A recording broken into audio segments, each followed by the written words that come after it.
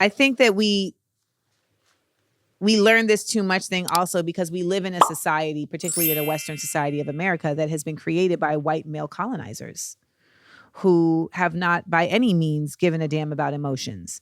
They are driven by greed and they are driven by power. And that greed and power are not about emotional the only emotional intelligence that they have is how to manipulate others. The people who are seeking greed and power are only emotionally intelligent for the sake of harming others. So we don't live in a setup that honors emotional intelligence as a community building tactic. We honor emotional intelligence as a community breaking tactic. That is the Willie Lynch syndrome. That is divide and conquer. So it is no wonder that we have such a hard goddamn time breaking through to the other side and being able to consider these things as valuable. But they are. You're being told you're too much because we are raised in a situation of deficit. This is a situation of deficit.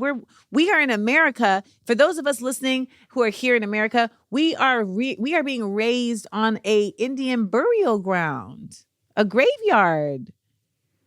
Like when we really come to understand the true realities of our situational awareness, there's so much effort that we have to do to get to become true to ourselves.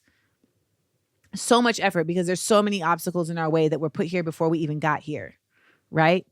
For the white girls that are listening, for the white people that are listening that are like, damn, I want to be a good white person. You got to first start with being like, why Moni and Jeremiah laugh? Damn, I want to be a good white person. You got to first start by realizing there's no such thing as a good white person. There's only good people who happen to be white.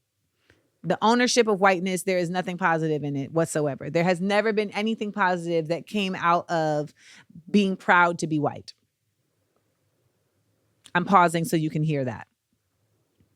And this is the system that we're in. This is the situation we're in. Patriarchy also does not bring forth the embracing of your too muchness.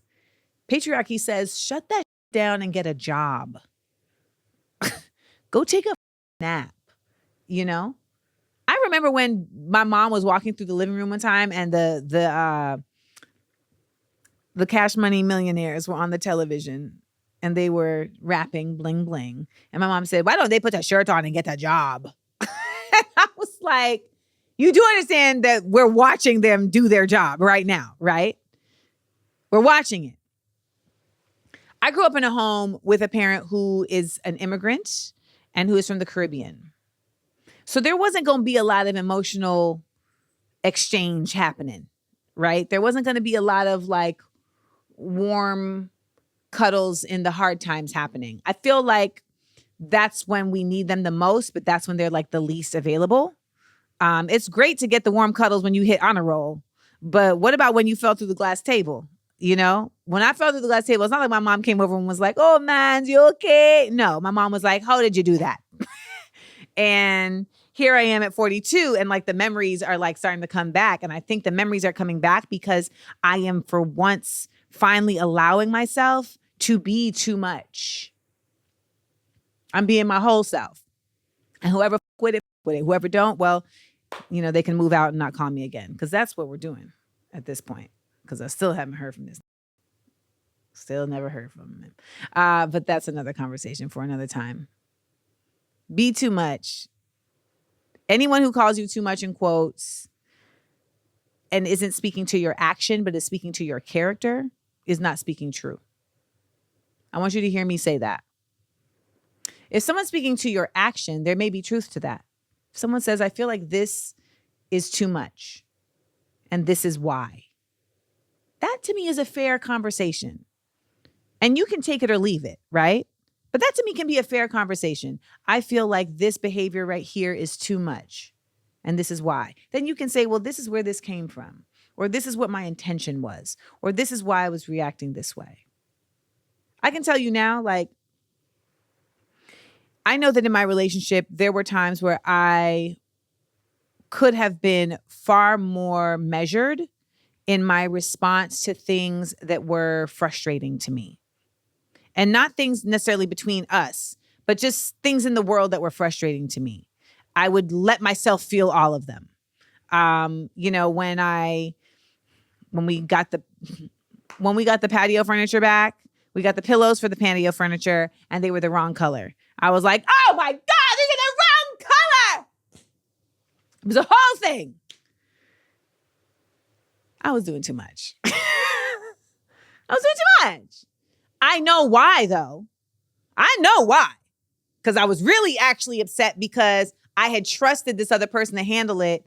And I was questioning whether I should have trusted them to handle it. And then I even asked like, hey, should I see the swatch of color? And they were like, yeah, it's the one you liked before. So it's fine. And I didn't do my extra due diligence. And then it didn't come out the way I wanted it. So I'm really mad at myself. I'm mad at myself, but I'm expressing it outward. And so that's too much. And I had to apologize for that because you're doing too much. If you're mad at yourself, be mad at yourself by yourself. Okay?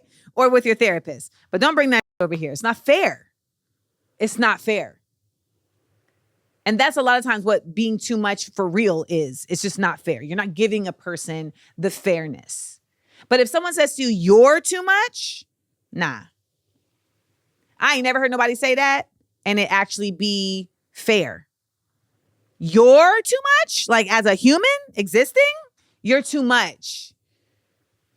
I mean, I remember in college, I ended up asking my roommates to have a powwow with me because none of them liked me and I had no idea why. Like when I got to the suite, my day one, they had written my name off the door and thrown it on the ground. And I remember Devon actually being like, oh, they threw your name on the ground. That's crazy. And I was like, these are who I'm going to live with for the next year. These 7 broads. And so maybe like 3 weeks in, I was like, I'd like to ask you guys to like sit with me on a Friday and let's pass around tequila shots and y'all can each tell me why you don't like me. And the ringleader, Jennifer, ultimately was like, I just feel like you're too much. And I was like, okay, but why? And she was like, I feel like you're a show off. And that was interesting. She said, I feel like you're a show off. And I had to think about that. Was I a show off?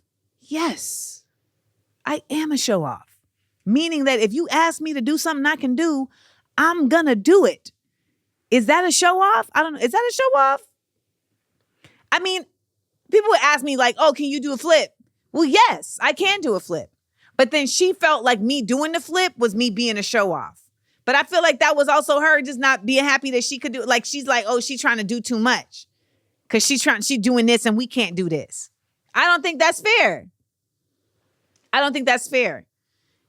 You know what? I'm going to take that back. I'm not a show off. I'm a showman. Ta-da! I'm a thespian.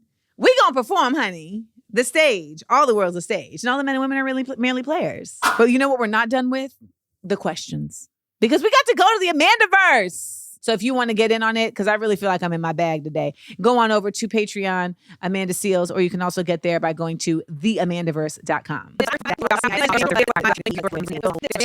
And if they don't feel like you're unloading on them, I remember I had a friend in college who said, it just feels like every day you have a story. And I was like, I mean, I'm available for your stories because every day I do have a story.